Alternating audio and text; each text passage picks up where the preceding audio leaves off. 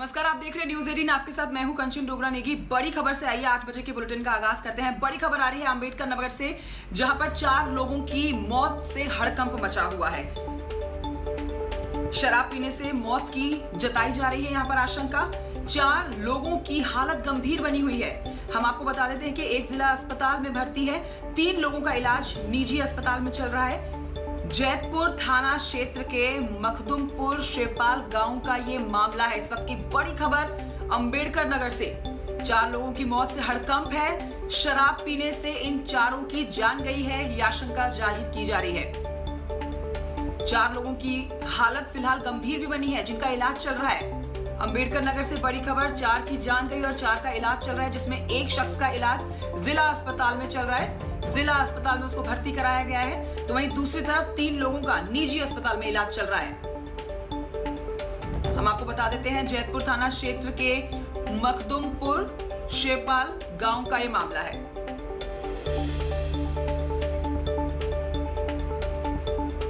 और इस समय मेरे सहयोगी के पांडे जुड़ चुके हैं इस खबर पर और जानकारी के साथ। के पांडे, आज की बहुत दुखद खबर है, 4 लोगों की जान गई है, लेकिन 4 लोग जो गंभीर हालत में हैं इस समय, जिनका अस्पताल में इलाज चल रहा है, उनके बारे में सबसे पहले अपडेट लेना चाहेंगे आपसे। देखिए कंचन, अभी जो 4 लोग प्राइवेट हॉस्पिटलों में एडमिट है, उनका इलाज चल रहा है। उनकी स्थिति जो स्थिर बनी हुई है। और मामला ये जो है जैतपुर के थाना मखदुमपुर शिवपाल गांव का मामला है, जहां पे ये घटना परसों रात से शुरू हुई है, जब इन लोग एक ने ला के बाहर से शराब दी और इन लोगों ने पिया। और कल सुबह से इसमें से एक व्यक्ति की मौत हो गई। दोपहर में जो शराब लेके आया था उसकी मौत हो गई। तब जो बाकी लोग थे 7-8 लोग, जिन लोगों ने शराब एक साथ मिलकर बैठ के पी थी, तब सभी लोग भागे हॉस्पिटल में एडमिट हुए जाके। और उसके बाद भी एक लोगों की मौत हुई और एक की मौत कल हॉस्पिटल में हो गई।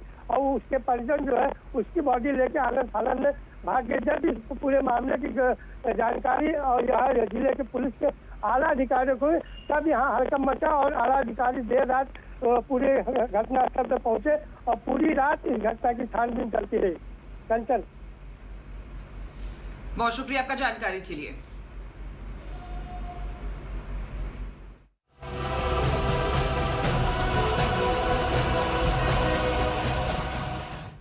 और आइए आज की एक और सबसे बड़ी खबर आपको बता देते हैं। सबसे बड़ी खबर ये लखनऊ वासियों के लिए है। एक बड़ी सौगात लखनऊ वासियों के लिए आज उनको मिलने वाली है। हम आपको बताएं कि कोरोना महामारी के बीच में लखनऊ के हज हाउस में आज से 255 बेड के कोविड हॉस्पिटल को शुरू किया जा रहा है। जी हां, रक्षा मंत्री राजनाथ सिंह इस हॉस्पिटल का शुभारंभ करने वाले हैं। 255 बेड के कोविड हॉस्पिटल को HAL ने तैयार किया है। कार्यक्रम में सीएम योगी खुद मौजूद रहने वाले हैं। राजनाथ सिंह सुबह 11 बजे लखनऊ एयरपोर्ट पर उतरने वाले हैं और सीधे हज हाउस पहुंचने वाले हैं। इसके बाद रक्षा मंत्री राजनाथ सिंह अवध शिल्पग्राम जाएंगे।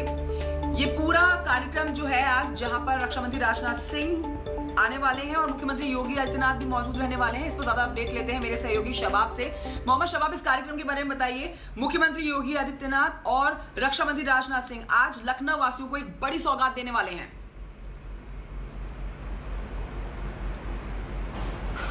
बिल्कुल, देखिए, राजधानी लखनऊ ही नहीं बल्कि पूरे प्रदेशवासियों के लिए एक बड़ी सौगात होगी। लखनऊ के आसपास के जो ज़िले हैं वहाँ के मरीजों को राजधानी लखनऊ में अब बड़ी सौगात मिलने जा रही है। अभी कुछ दिन पहले ही लखनऊ के अवध शिल्पग्राम में DRDO की मदद से 500 बेड के हॉस्पिटल को शुरू किया गया है। और आज रक्षा मंत्री, जो लखनऊ के सांसद भी हैं, राजनाथ सिंह जी, वो लखनऊ पहुंचेंगे। उनके साथ मुख्यमंत्री योगी आदित्यनाथ पहुंचेंगे और हज हाउस में जो 255 बेड का कोविड हॉस्पिटल बना है वहां पर उद्घाटन करेंगे। ये तस्वीरें एक्सक्लूसिव हमारे दर्शक अपने टीवी स्क्रीन पर देख पा रहे हैं।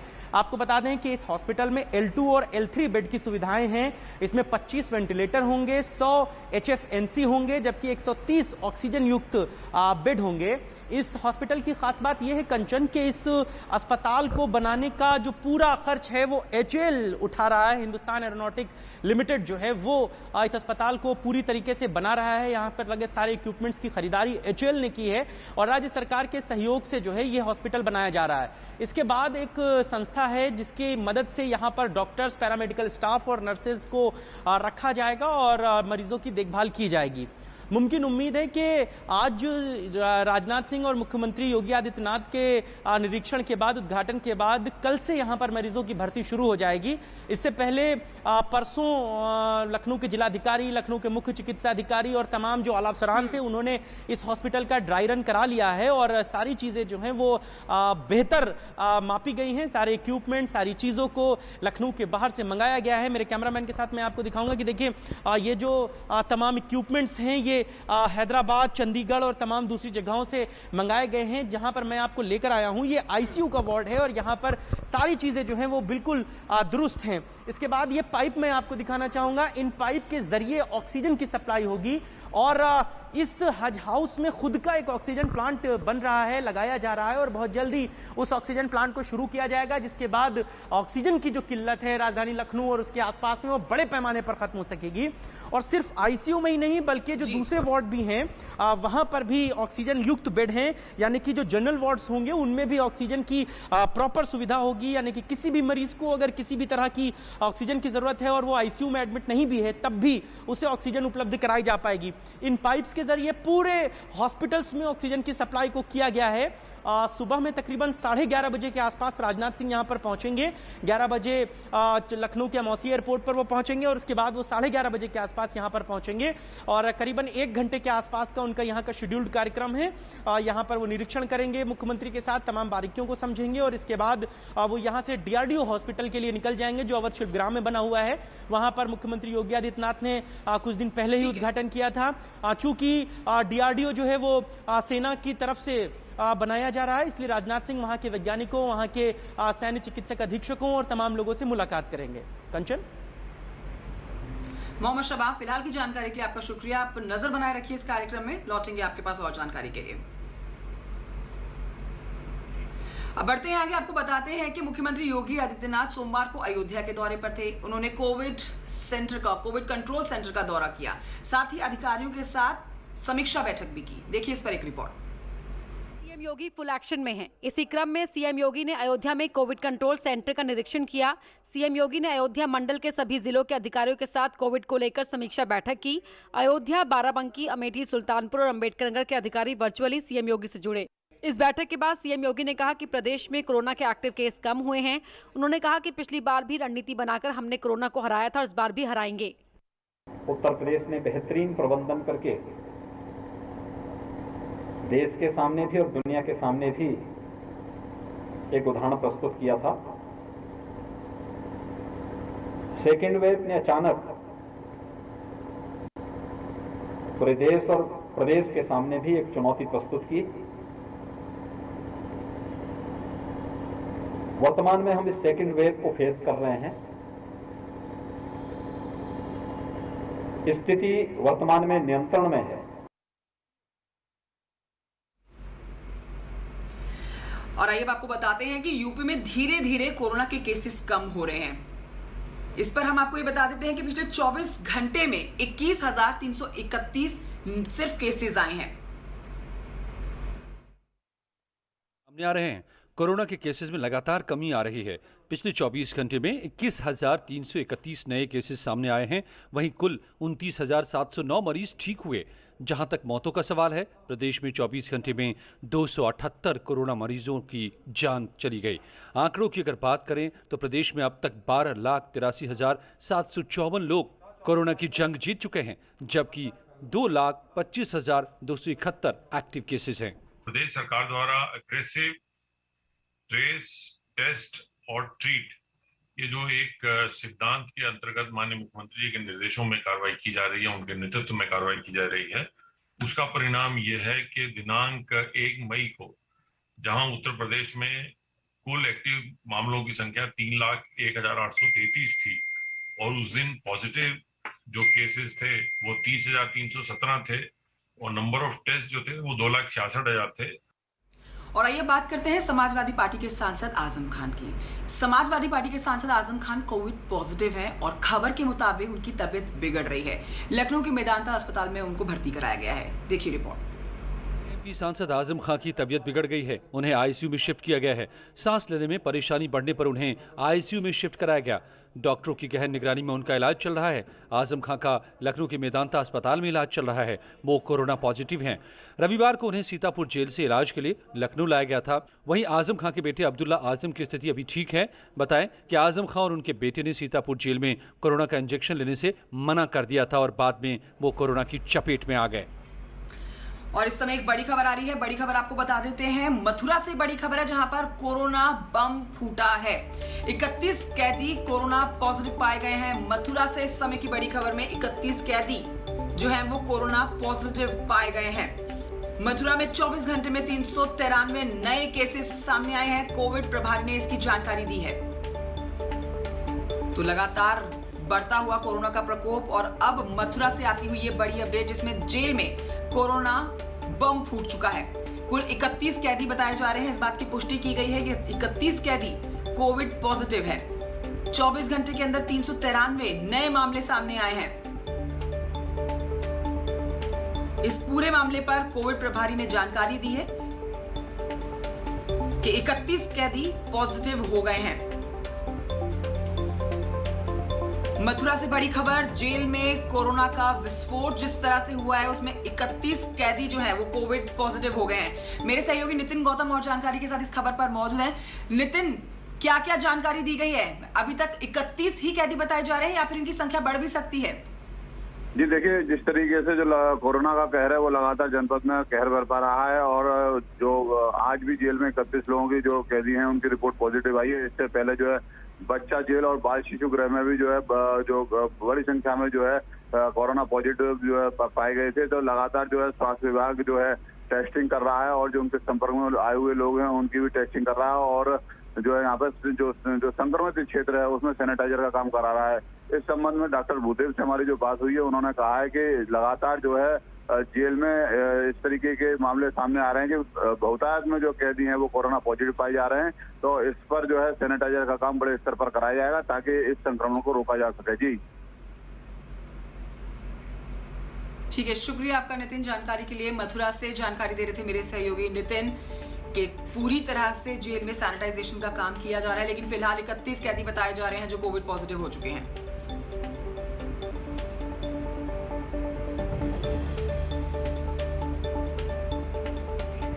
आपका स्वागत है। खबर उन्नाव के अजगेन कोतवाली क्षेत्र से जहां पर समाजवादी पार्टी के नेताओं को बिना अनुमति बैठक करना महंगा पड़ गया।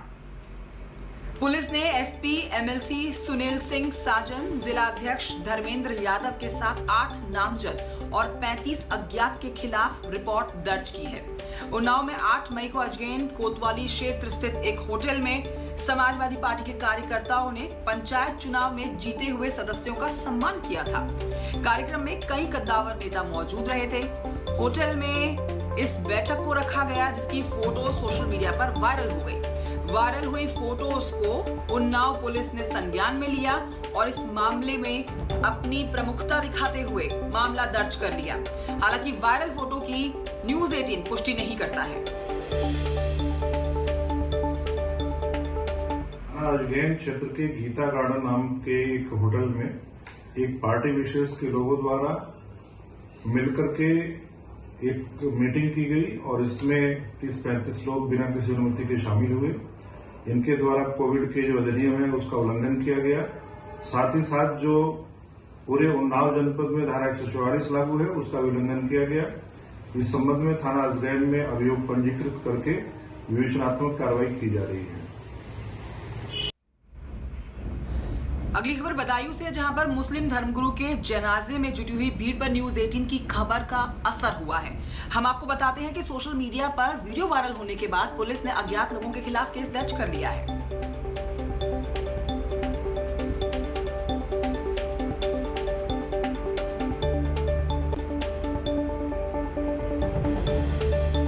तो ये न्यूज़ 18 की खबर का ये बड़ा असर आप देख रहे हैं। ये भारी भरकम भीड़ बदायूं से आती हुई ये तस्वीरें थी जिसमें मुस्लिम धर्मगुरु के जनाजे में ये भीड़ जुटी थी। न्यूज़ 18 ने इस खबर को दिखाया और उसके बाद असर देखिए इस खबर का। सोशल मीडिया पर ये वीडियो वायरल हुआ था। अब पुलिस ने अज्ञात लोगों के खिलाफ मामला दर्ज कर लिया है।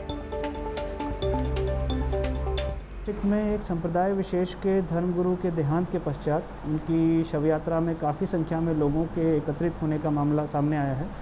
इस संदर्भ में धारा 144 और कोविड-19 की जो गाइडलाइंस हैं उनके उल्लंघन के लिए धारा 188 और अन्य सुसंगत धाराओं में एक मुकदमा थाना कोतवाली पर पंजीकृत किया गया है। इस संदर्भ में एडिशनल एसपी के नेतृत्व में एक टीम बनाई गई है जो उपलब्ध सभी साक्ष्यों का विश्लेषण करके जो भी दोषी लोग पाए जाएंगे उनके खिलाफ कठोर वैधानिक कार्रवाई करेगी। अब आपको बताते हैं कि इस कोरोना काल में डॉक्टर्स ही भगवान के रूप में मरीजों की सेवा कर रहे हैं। आपको मिलवाते हैं ऐसे डॉक्टर से जो खुद कोविड पॉजिटिव है लेकिन लोगों की सेवा करने में लगे हुए हैं। कोरोना काल में जान की परवाह किए बिना अगर कोई असली रक्षक है तो वो हैं डॉक्टर। प्रयागराज में कोरोना मरीजों की सेवा में लगे ये हैं डॉक्टर राजीव सिंह, जो खुद पॉजिटिव होने के बाद भी मरीजों की सेवा में लगे हैं। यही नहीं, इनके परिवार में इनकी बेटी, पत्नी, बेटा भी पॉजिटिव हुए, लेकिन फिर भी हौसला नहीं हारे और 15 दिन आइसोलेशन में रहने के बाद फिर से सेवा में जुट गए। अपनी जान ये खतरे में डाल के अपने परिवार की बिना परवाह किए ये लगातार काम कर रहे हैं, लोगों को बचाने में सहयोग कर रहे हैं। आज इस समाज, इस देश को ये इनको महत्व देना होगा। प्रयागराज के रहने वाले doctor Rajiv Singh gold medallist हैं और उत्तर प्रदेश के गवर्नर से सम्मानित भी किए गए हैं। कोरोना काल में इनका अधिकतर समय हॉस्पिटल में बीतता है। कोविड मरीजों की तादाद बढ़ी तो इन्होंने अपने हॉस्पिटल को कोविड हॉस्पिटल बना दिया और मरीजों को ठीक करने में जुट गए। तो पहले ही दिन से मुझे इतनी गजब की स्टेमिना मिली है कि डॉक्टर साहब का जो वे ऑफ टॉकिंग था, जो नर्सेज जूनियर ने जिस तरह से सपोर्ट किया, तो लगा कि अरे यार कोविड से बाहर तो बहुत बुरा हाल है लेकिन यहाँ तो हम बहुत सही जगह पे आ गए हैं। डॉक्टर लोगों ने, सब लोगों ने हर 10-10 मिनट पे ऐसी हम लोग की काउंसलिंग की कि सबसे पहले तो मेरा एक दिन में वो डर खत्म हुआ। ये लगा कि हाँ भैया कोविड से तो हम लोग जीत जाएंगे। अब पीपीई किट के साथ डॉक्टर राजीव की टीम लगातार मरीजों की सेवा में जुटी रहती है। 5 से 6 घंटे तक कोरोना मरीजों के बीच पीपीई किट के साथ गुजारने वाली टीम का डॉक्टर राजीव हौसला भी बढ़ाते हैं कि हमें कितना दूरी बना के रखना है, हमें किस तरह से डबल ग्लव्स, किस तरह से फेस मास्क, किस तरह से फेस शील्ड, किस तरह से पीपीई किट। कोरोना की महामारी में डॉक्टर राजीव जीवन रक्षक की भूमिका निभा रहे हैं। जाहिर है इस आपदा में कोरोना मरीजों की सेवा करना किसी देवदूत से कम नहीं। प्रयागराज से न्यूज़ 18 के लिए सर्वेश दुबे की रिपोर्ट। खबर के साथ बुलेटिन में इतना ही। छोटे से ब्रेक के लिए रुकना होगा, जल्द लौट रहे हैं।